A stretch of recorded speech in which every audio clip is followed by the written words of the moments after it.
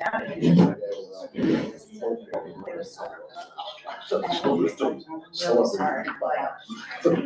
better be. Then we put celebration and anger in the same. No way. It was a house. You told him that? Did you tell him I wanted to? We did. So we had plans to come about.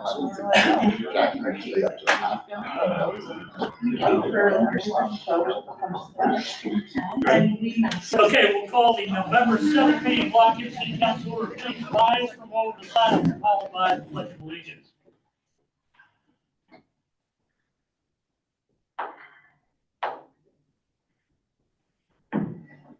I pledge allegiance to the flag of the United States of America and to the republic for which it stands, one nation, under God, indivisible, with liberty and justice for all.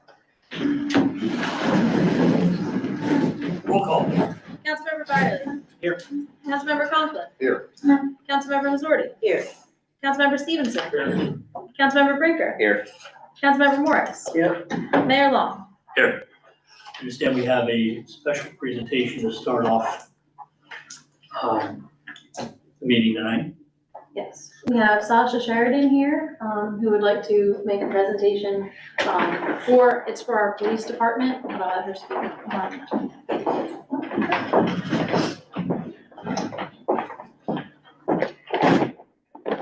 My name is Sasha Sheridan. I am Clinton County Detective specializing in domestic violence and sexual assault.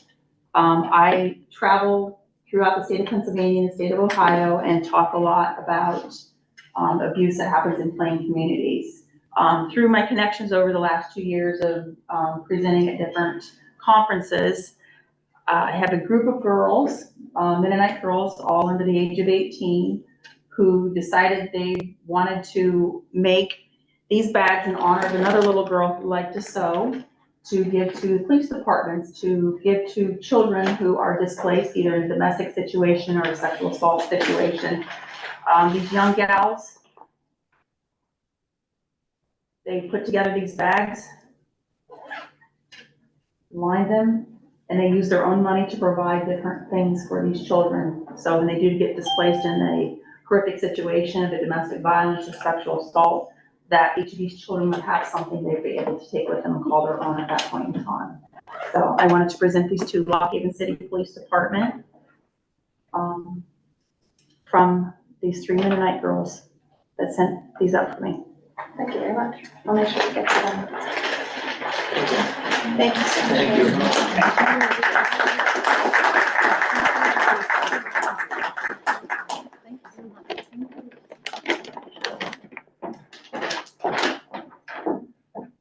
Okay, comments from residents and city taxpayers. Oh, thank you very much, appreciate it. Approval of the minutes from the prior meeting. Move approval. Second. Motion floor and a second, any discussion? Call for the vote. Councilmember Byerly. Yes. Councilmember Conklin. Yes. Councilmember Missouri. Yes. Councilmember Stevenson. Yes. Councilmember Brinker. Yes. Councilmember Morris. Yes. Mayor Long. Yes. Thanks for keeping me on task. Okay, now comments from residents and taxpayers. I'm guessing that a lot of you may be here because of something at the, down the agenda a little ways. If you want to wait on that one, I'm going to move it up in the agenda further, but we'll wait on that. If there's something else that you have that you want to bring before us. To clarify, you mean item 6G? That's correct. Yes, sir. Thank you. All right, well, then we'll move on. Remarks from Downtown Lock Haven Inc. Thank you. My name is Angela Harding. I currently serve as the president of Downtown Lock Haven Incorporated. I've served in that role for a little over 2 years now. And so I'm here to address council tonight, and I thank you for adding the organization to the agenda. I wanted to address comments that were made at your October 16th meeting. I'd like to start by saying I'm not here to disparage any businesses in our community. That's not the reason that I'm here, and I don't think anyone would hold a business accountable for trying to get more business. And so my comments are in no way negative about the request or the business that we are going to be discussing. I just want to make sure that the council and that those in the room and those watching understand what Downtown Lock Haven is, why we exist, what our mission is. We are a 501c3 nonprofit organization. We are a member-based organization, currently with 110 members, both in the business district, outside the business district, and actually outside of the city of Lock Haven. The city council contributes $16,000 annually to our organization. Thank you for that. The county of Clinton donates $10,000 a year towards our organization. So $26,000 is governmental partnerships. The rest of our income is based on memberships, sponsorships, grants, and fundraising. Examples of the work that Downtown Lock Haven does in the city of Lock Haven: beautification projects. Examples would be the flowers on the parking meters, the recently done electrical boxes, as you know, because you approved the work to be done, and we will be making application to cover the rest of the electrical boxes in the city of Lock Haven also. Events that we hold, just a very short list: the Best of Clinton County and Small Business Saturdays, which is creeping up around the corner, and a shameless plug for the 25th of November, of which there is a parade and the very first Small Business Saturday.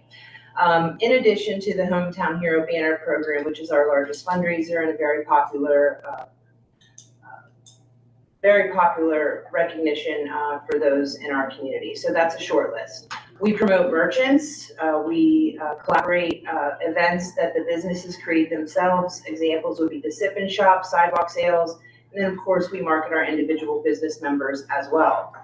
We have a 15-member board comprised of 99% fully employed business owners and others who work in the community. And then we have committees outside of that board, of which I know Councilman Brinker, Councilman Long, Casey, and Abby have both served on various committees on the board.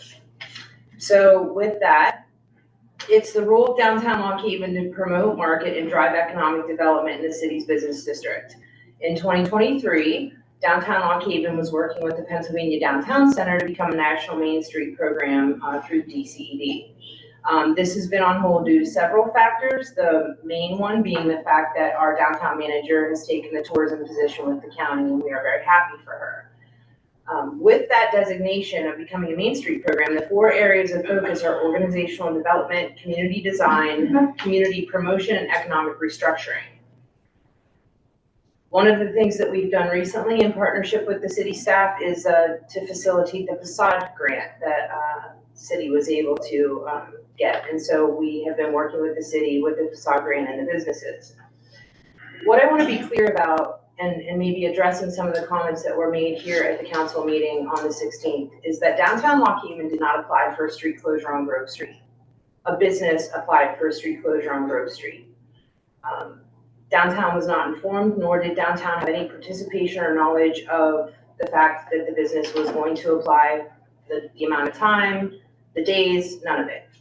Downtown Lock Haven has facilitated adversarial business owners. An example would be the pedestrian malls, of which business owners outside of Main Street were a little upset about it, versus the businesses on Main Street who didn't like the pedestrian mall. And so Downtown Lock Haven, through the manager and through the board, have been able to negotiate some of those things, lessen the amount of pedestrian malls, start second side street Saturdays, in an effort to open lines of communication and try to serve all of the businesses and their needs within the city business district. Recently, the executive committee met with Councilman Stevenson, and he shared council's wish that Downtown Lock Haven would help facilitate a discussion. City Manager Wilson has suggested that we talk later this year in preparation of 2024 so that we can collaborate our efforts with events and different things that are going on in the city. So what I wanted to come before you tonight to talk about was that Downtown Lock Haven cannot be responsible for decisions that council has made when downtown was not brought into any of the process from the start. And so had the city asked Downtown Lock Haven to have involvement prior to or after the decision was made, downtown would have been able to inform you that there were several businesses that approached downtown that were not happy about the approvals that were given to one specific business. There are other businesses that were frustrated by that. But we chose, as an organization, as a board, and as instructed the downtown manager, that they should recommend that those individuals come to council, because that was a council decision. The application comes to council, and council made that decision. Downtown Waukegan had no involvement in that. So I just want to say in closing, City Manager Wilson and I are going to sit down and we're going to talk about how this looks moving forward. Obviously, collaboration and communication is going to be key, but to this point in time, Downtown Waukegan works with the city and with city council and with city staff. We have never worked on your behalf. And so we much appreciate all the support that city council and city staff give to Downtown Waukegan and the participation and volunteerism that you've shown. But I think it was unfair for council members to suggest that Downtown Waukegan jump into a situation that we had nothing to do with from the beginning. And for the integrity of our organization, and for businesses that are unaware of the role that Downtown Waukegan plays in this collaboration between council and Downtown Waukegan, for us then to get phone calls and questions about why we didn't do something about this prior to the decision being made was unfair to us as an organization. So I appreciate you giving me the time to clear the air with that and address you as a council, and I'd be happy to answer any questions you might have. Any questions? Thank you. Thank you for your time, we appreciate it. I'm sorry, I thought you were going to say something. Okay, so 4C, use of Triangle Park by Rose of Peace.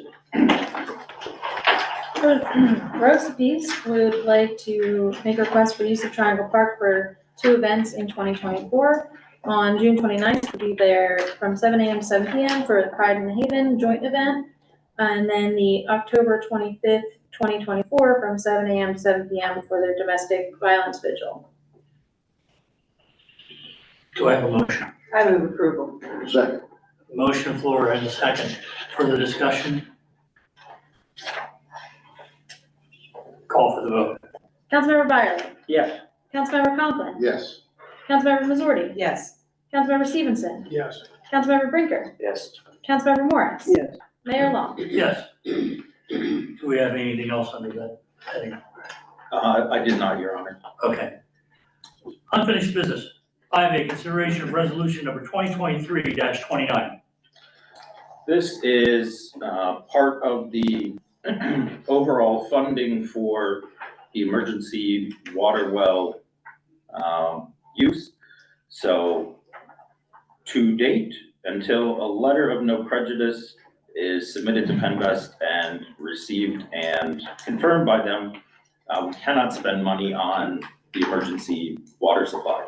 So council's action tonight would be to submit the letter of no prejudice to Penvest, and it will be part of the overall project. So the estimated $1 million to cover the cost of the emergency water supply will be added to the $4,575,000 loan application that'll be submitted this fall, which is to make the wells permanently part of the system. So in all, the total ask is $5,575,000, and with council's action, that'll be submitted tomorrow. Once confirmation is received that it's agreeable to Penvest, then we'll be able to start actually spending money to try to fix the problem. We have spent 2 days last week with the lawyers from Penvest and today as well. So all the kinks have been ironed out from Penvest's end, which is the most important end since they hold the cash. Do I have a motion? So moved.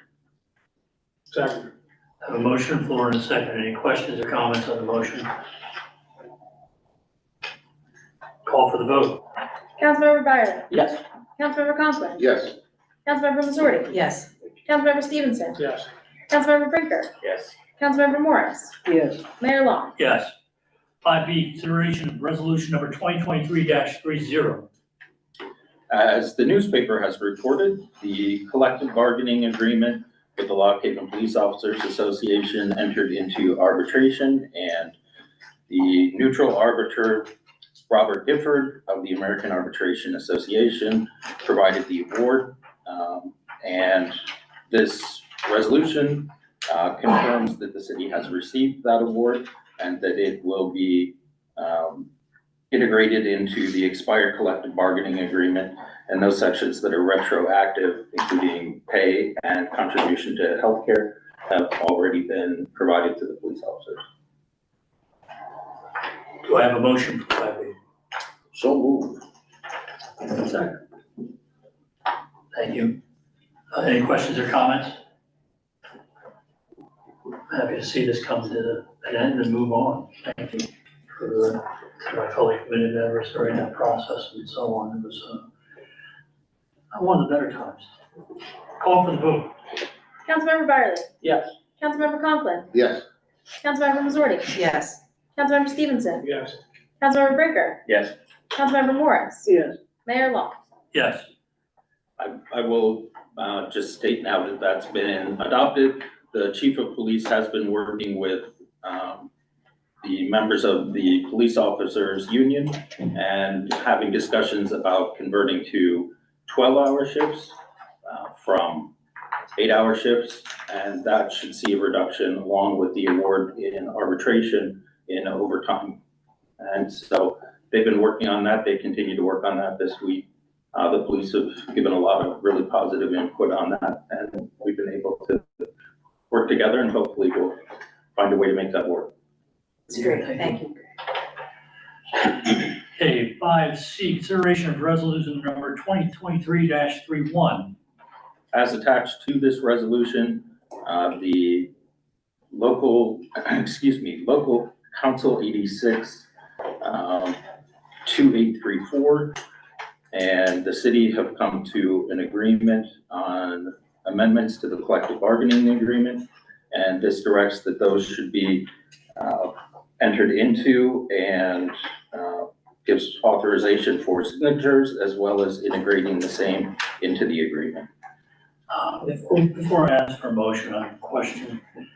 It states in here whereas and so on, and it's down here on behalf of Evanston City employees.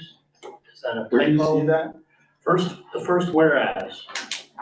Employees, Council 86, AFL-CIO, on behalf, Oh yeah, we're not Evanston. We are Lock Haven. okay, So I'll correct that in the final. okay. Resolution. So whoever makes the motion is what the corrected version. Do I have a motion? So moved. Second. A motion on the floor and a second. Any further comments or questions? Call for the vote, please. Councilmember Byerly. Yes. Councilmember Conklin. Yes. Councilmember Missouri. Yes. Councilmember Stevenson. Yes. Councilmember Brinker. Yes. Councilmember Morris. Yes. Mayor Long. Yes. 5D, consideration of ordinance number 2020, oh, we're gonna move that to the next week, don't we? Yep. Okay, so 5D is being moved to next week. 5E, notice of award of the strategic management planning program. The stamp grant that the city council authorized the planner to apply for was approved by DCD in the amount of $4,875. That represents 50% of the cost of updating the employee handbook. Thank you. Any other unfinished business? I have none, Your Honor. Okay, new business. I'm gonna move 6G to the top here. When did we get notification? Thursday, was it? Thursday. Okay, I think it's ridiculous, but it's something they put a request in for, and I assume that people want to talk about it. So if the council doesn't mind, I'd like to hear from the public before we get any further. Who would like to speak first? I'll go first. Tyler Wooding, Fire Chief here in Lock Haven. I have some concerns with public safety, you could say, especially with response times. Should be considered closing some of the crossings. I mean, someone might say it might take another minute or two to get on the scene. Well, that minute or two could be life or death. take a fire, for instance, every 30 seconds, the fire intensity grows, doubles, 2 minutes, that's quite a bit. I was speaking with Chief Banfield this morning about some EMS issues also. Correct me when talking. Good evening, Chief Banfield, Lock Haven EMS. As Tyra was mentioning, we spoke this morning. I learned about this, I think Thursday or Friday last week, and I reached out to a couple of you and said, wow, what does this mean and why are we doing it? After talking with Chief Tyra this morning, I went back through and just pulled some of the call numbers that I could quickly put together, and I figured we crossed the Liberty Street crossing about 2,500 plus times one way. That's leaving the facility at 21 Liberty Street, crossing those railroad tracks, and then dispersing, whether up Bald Eagle, down Bald Eagle, or thus into the city limits, and then dispersing further out. That's just ambulance calls. Our paratransit vehicles, probably not quite that many times, 800-900 a year. And our heaviest path, obviously, is going to be Liberty Street, 45 feet from the front of our apron. Yes, the Bald Eagle Street one seems to be at the point of our property. However, that is a parking lot.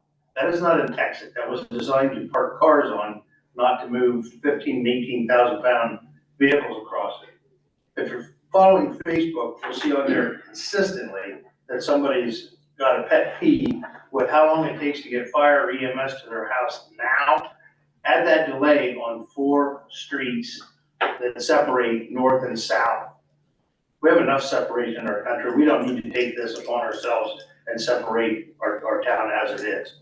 We feel it's gonna be a detriment for the EMS to provide that service to not only the city, but everywhere else that we respond.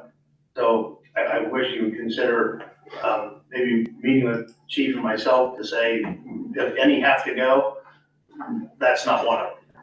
Liberty Street. Thank you. Thank you. Real quick before I take the next one, I've gotten all kinds of calls, texts, emails, and I did have one that wanted me to read this evening. Dear Mayor Long, I received a copy of the agenda November 6th council meeting, which includes a request from Norfolk Southern Corporation proposing to vacate 5 railroad crossings in the city. Although I'm unable to attend the council meeting as a taxpayer and city resident, I have some comments and concerns I'd like to present. I do not support the vacation of the named crossings.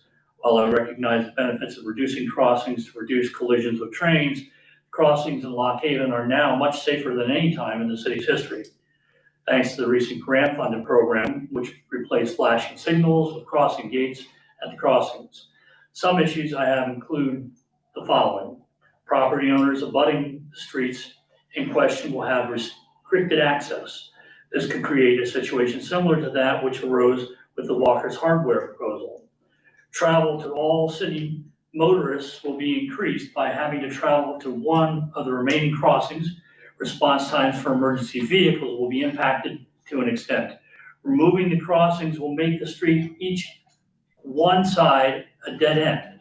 Provisions such as cul-de-sac would be required to allow vehicles, including snowplows, to turn around. Will the city be facing that cost? Will right-of-way be required?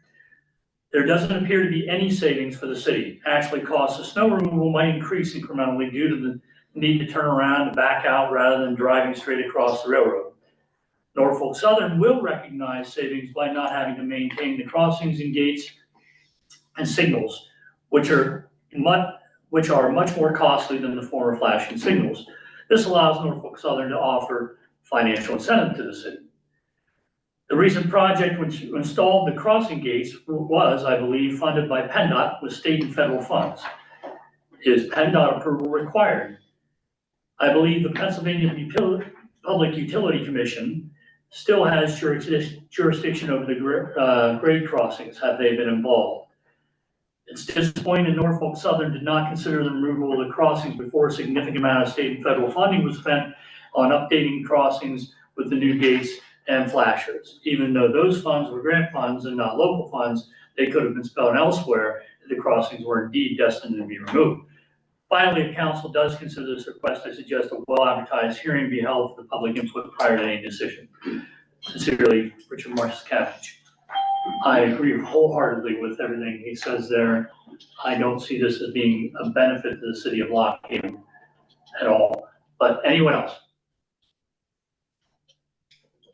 Go ahead, Steve. I mirror everything the chief said and both chiefs and Mr. Marcinkevich and you. I was gonna go over them one by one. 4th Street, that would effectively cut off all those university students and they have to go Water Street and clear down through, and that's ludicrous. We spent money, our money, to put a fence up along there to save the students from going over the railroad track. And then they turned around and made us buy a little sliver of land to finish the fence installation. And then you go on down here to Liberty, like Chief Danfield said, and that's heavily used. The next 2 intersections, they are used also. And then you go to Henderson. What are you gonna do with all those dead ends? And we have a fire company for now there. So, and I agree with increasing the traffic. And it just sort of upsets me that, and I don't blame them for coming along trying to reduce 25%. The only one I knew that they closed before was Pine Street and the one down by Washington. And they did those and that seemed to make sense back then. It doesn't now. So I'm gonna move that we don't accept, and I don't care about their 25% reduction in their crossings. If you take these 5 away, that's 63% reduction in crossings. So it's way past their goal. If all else they want to close crossings, then I guess I'll be blatant enough to say to tell them to move their tracks out of the city and they can go around us. So I make the motion that we deny the request. I have a motion on the floor. Do I have a second to that motion? Second. I have a second. Further discussion, anyone? I know I do have Sheriff Stover is on. Sheriff, did you want to address this before we vote on this, please? I did write into the chat, so I can read that if you would like. Oh, okay. Can you hear us, Sheriff? Can you speak? Well, if you want to read that for him so that he knows he's been heard. I echo both Chief Wooding and Chief Banfield's comments that delays are unacceptable to any emergency providers. 1 or 2 minutes in a life-threatening heart attack, structure fire, or severe domestic violence call could be the difference between life or death. The railroad claim of safety is nowhere near the safety concerns of my above.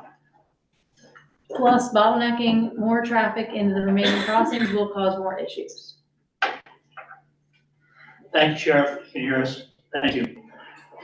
Yes, sir. Yeah, I just quickly ran because I wasn't sure that I thought I was pretty close, but if they eliminated those crossings, now we are driving from Hannah Street to Corning Street to find another crossing, or Bald Eagle Street crossing, which is almost 3/4 of a mile. Yeah.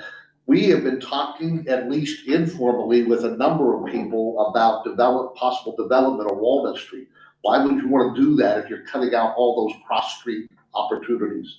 So, yeah, I would definitely be opposed to this proposal. Well, those streets existed before the railroad went through there.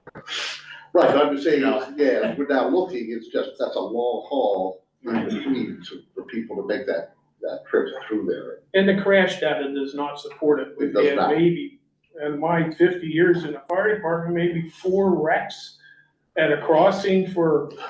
I've been here 38 years. You know how many railroad accidents I've been to? 3, 4, 2.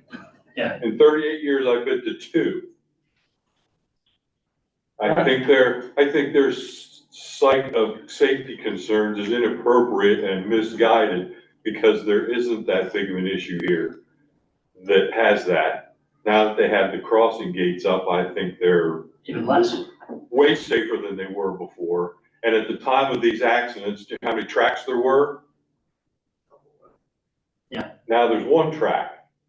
So they're looking for a way to pay the East Palestine, Ohio bill and putting that on the city of Lock Haven and the residents of the city of Lock Haven and Clinton County, in my opinion. Thank you. Thank you very much. Anyone else? Call for vote. We'll do that. Call for the vote. Councilmember Byerly. World Series. Yes. Councilmember Conklin. Yes. Councilmember Missouri. Yes. Councilmember Stevenson. Yes. Councilmember Brinker. Yes. Councilmember Morris. Yes. Mayor Long. Yes. Just a Thank quick, you. quick Richard? procedural question. We have denied their request. Do they have any recourse from that, or do they just have to shrug their shoulders and walk away? I guess we'll see. I was given this on Friday. So, I have done absolutely no research. I mean, I'm glad that somebody had time to look into a lot of things over the weekend. I was working on the budget, but I also know that, the vote that just took place was pretty certain. So I didn't feel like doing a lot of research just to have you say no. Because I certainly didn't advocate for it. The Director of Public Works didn't advocate for it. He advocated for the position that you just took when he was on the phone with the gentleman. So, what recourse they have, I do not know that. That it? Blowing hell out of those trains down. New business 6A, consideration of ordinance number 2023-12. This will be renumbered, since ordinance 11 didn't happen. 2311 did not happen, but, this is to update the personnel section of the Lock Haven City Code. So that it accurately reflects the portions that need to be adjusted, that match up with what the AFSCME contract states. Although this applies to non-union employees, many of the same benefits are provided to non-union employees that are also provided to AFSCME. So this updates that specifically. It updates, well, first it puts the holidays in calendar order, but it also will update the provisions for compensation to the city from an employee paycheck for contribution to health and dental, that the language now just says to the same amount that's in the agreement with AFSCME. What's the wish of council? I move approval. Second.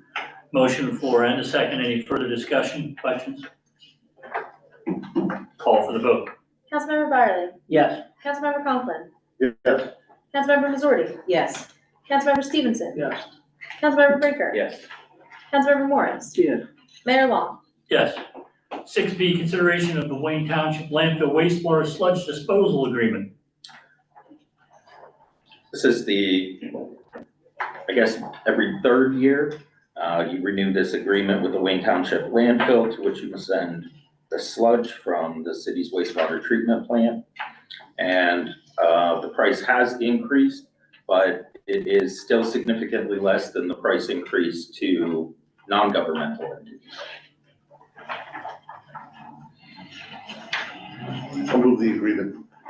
Second. Motion on the floor and a second. Any further comments or questions? Call for the vote.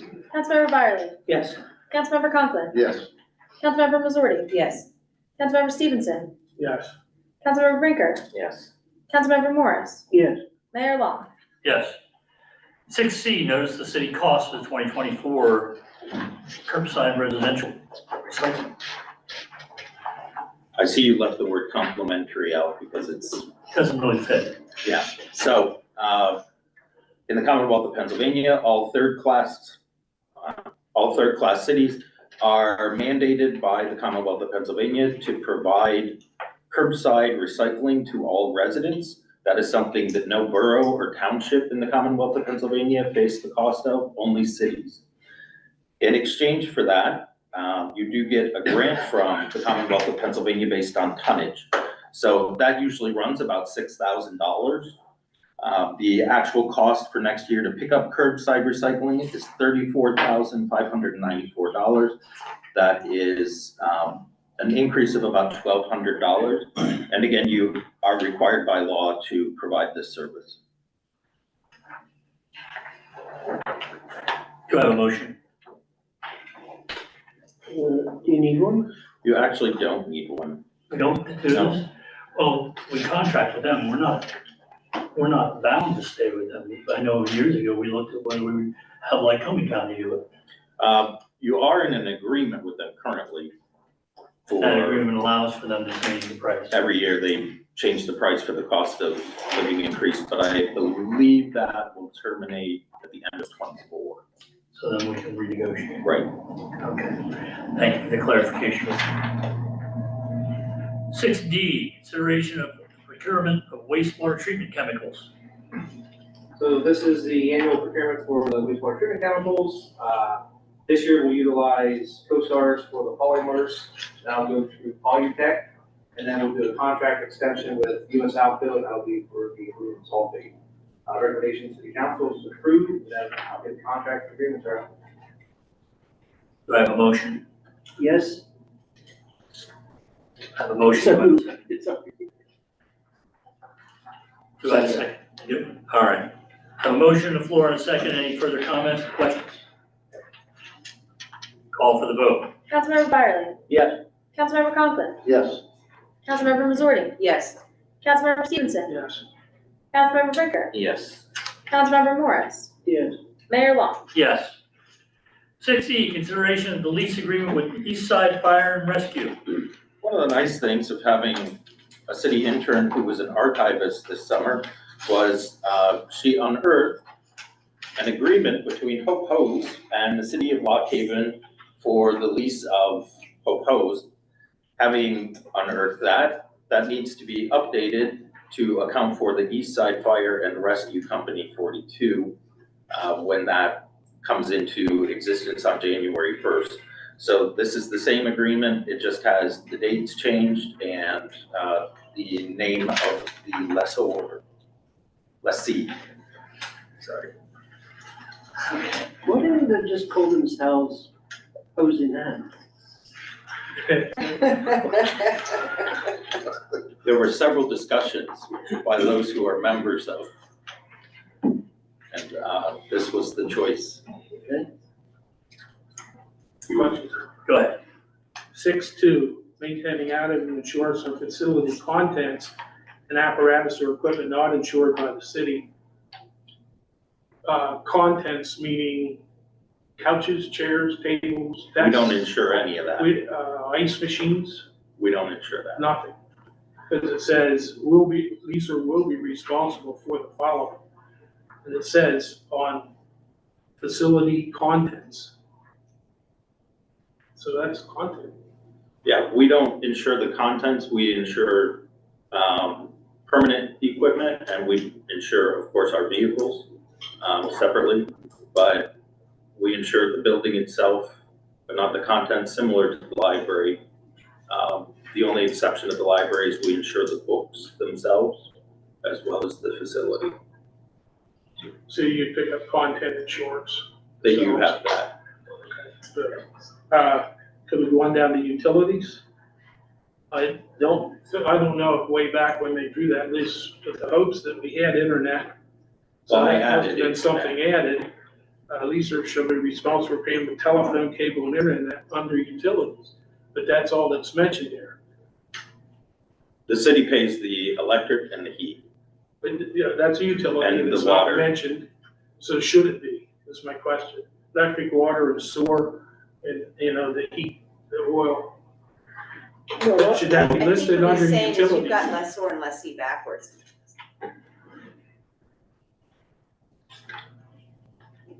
Or should they be responsible, should they have a little skin in the game here, paying their own telephone, cable, and internet?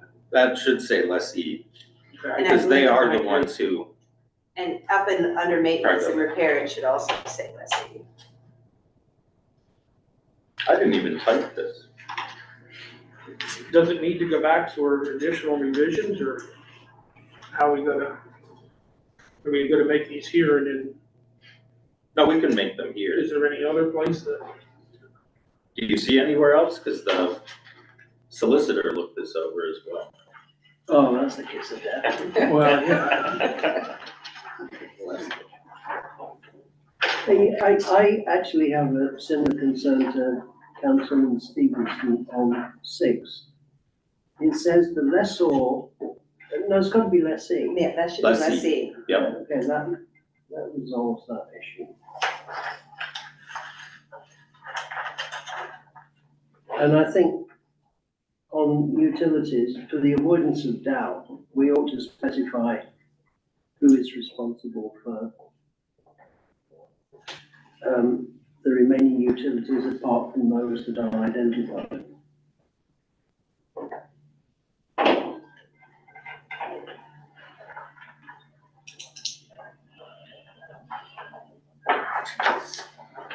And there's of no particular evidence, but I was amused by the fact that the longest clause in this whole agreement is what happens if the building burns down. It is interesting. Physician heal thyself. So you're saying like I did, that the leasing should be responsible for telephone, cable, internet, we'll take care of the rest of the utilities. Right. and And wouldn't should have they that be in there. listed, yeah, that way it's maybe a little more clearer division. Is this the next step in the move up in the consolidation thing? Is this what needs to be done to move forward with this? I'm asking you Yes. guys. Yes. I didn't know there was a lease at the house. I never, Neither did I until never we knew got an that. archive. I mean, why would you need a lease to begin with? It's that whopping $1 a year. Yeah, oh, yeah. We want that certified check too. Isn't it just a global way of explaining why it is that a fire company occupies a building that's owned by the city? Well, I compared it to the Department of Public Works, are we gonna lease them the old PennDOT building? Might be $2 for you They're guys. city employees. Well, so are these guys. But in Not everybody technicality, in that. Well, not everybody, but it's a they, private fire corporation, that's the issue. They're private, so you're not part of the Department of Lock Haven Fire they Department. are, yes, But you're a price. quasi-government. That don't make sense to me though. Makes sense to the insurance company who'd like a copy of the lease after it's signed. So if everybody's concerned about the wording of this been addressed. Joe, okay, and you understand everything that they want, okay. Do I have a motion to move this forward? Well, I'll second it. All right, I have a motion and a second. Any further discussion? Or Steve tells me call for the vote. Call for the.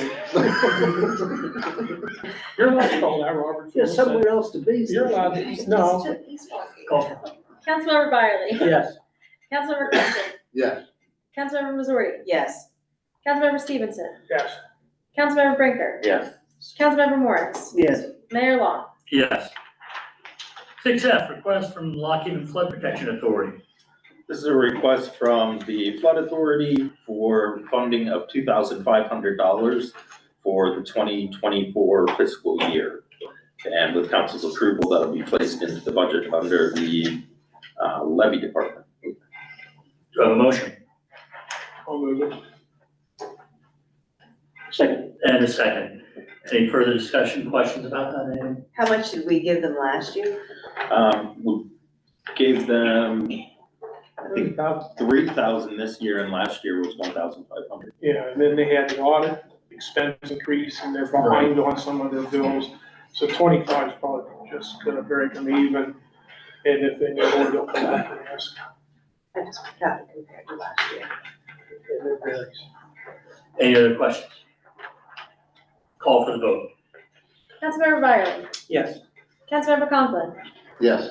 Councilmember Missouri. Yes. Councilmember Stevenson. Yes.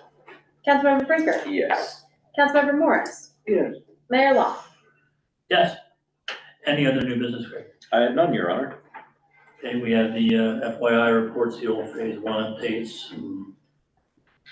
I will point your attention to some of the municipal classes that will be offered next year are listed toward the end there through Pennsylvania Municipal League.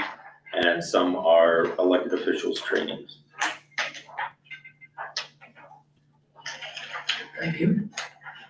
Does anyone have anything else to bring before council? Well, just before we move on, F, 9F, when we agreed the contract with Bucott Horn, it was assumed that they would have the schematic plan to us 5 weeks from the date of that agreement, which would have been the first week in September. Now, in the second week of November, we're being told that that project is 35% complete. And if you extrapolate that snail's pace of progress, that means that council in its present form will not see the final specifications. The contract price was also $174,800. That now seems to mushroom to 193,000 and change. And the non-specific portion of that went from $5,000 to $25,000. This is probably about the last time I will address this issue in my time on council, but it does seem to me that every time Bucott Horn give us a number on anything, it changes. And I'm just not entirely comfortable with this outcome. We were supposed to have an 8,400 square foot facility for the police. That is now down to 5,500. The cost is capped at $2 million. This month, the federal rules on calculating prevailing wage change, which means almost certainly that those prevailing wages will go up. And if you cap the project at a given price and the labour content increases, that means that the physical content of the project gets smaller.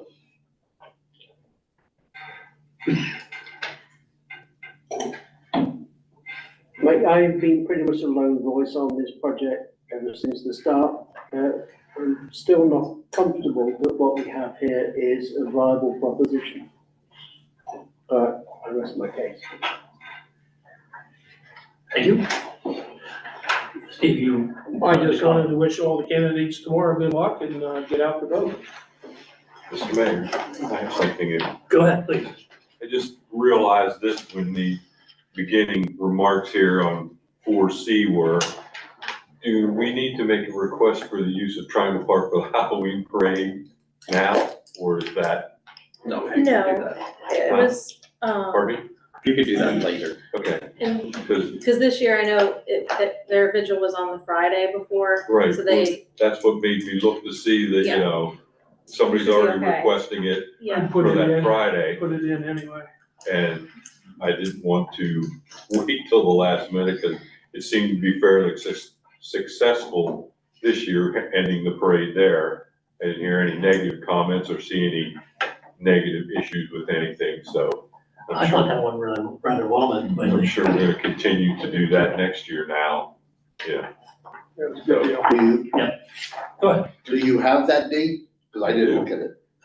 I can make a formal request if you'd like now. Well, we can make it penciled in, and then you can bring it up later. It's October 26th, 2024. And the closing of West Main Street as well was successful. So we'd like to do the same thing next year.